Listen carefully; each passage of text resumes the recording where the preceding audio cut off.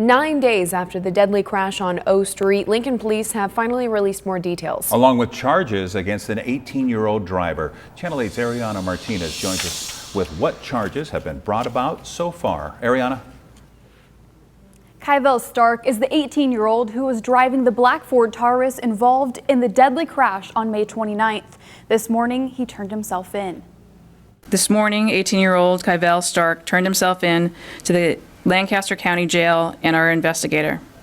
He was lodged for 2 counts of manslaughter and 2 counts of driving under the influence with serious bodily injury. Police say those are the current charges, but because there were at least 20 people injured, 2 of which are still in the hospital, more charges may come for Stark. Stark did have the presence of marijuana in his system at the time of the crash, but the amount he had in him was not released. Officers did confirm Stark had been speeding, and it is unclear at this time if he hit his brakes at all before the collision.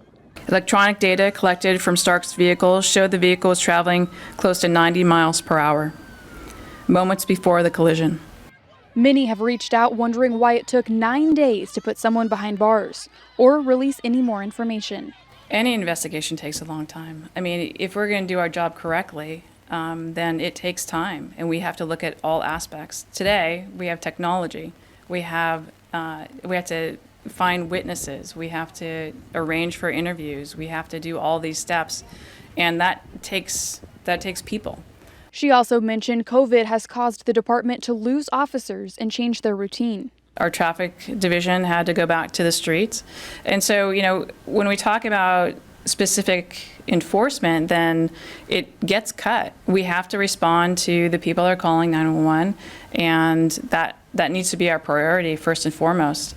I mean, we will definitely, as we build our numbers, we'll get to that point where our traffic enforcement can go back. Moving forward, Chief Ewins says safety is the #1 priority. This has been a historical event. We don't want to stop people from having their event, but we need to make sure it's safe. Through time, people have been injured, and so we need to look at that. If it means for the event itself reconfiguring the street, then we're going to do that. The chief reiterated that the crash had nothing to do with any event. I thought I made that clear when I first spoke about that. It had nothing to do with the event that we determined, and so we want to make sure that everybody understands that. Chief Ewins did bring up the fact that many people saw things that night that they will never be able to unsee. If you are struggling from trauma of the event, there is no shame in seeking services for help.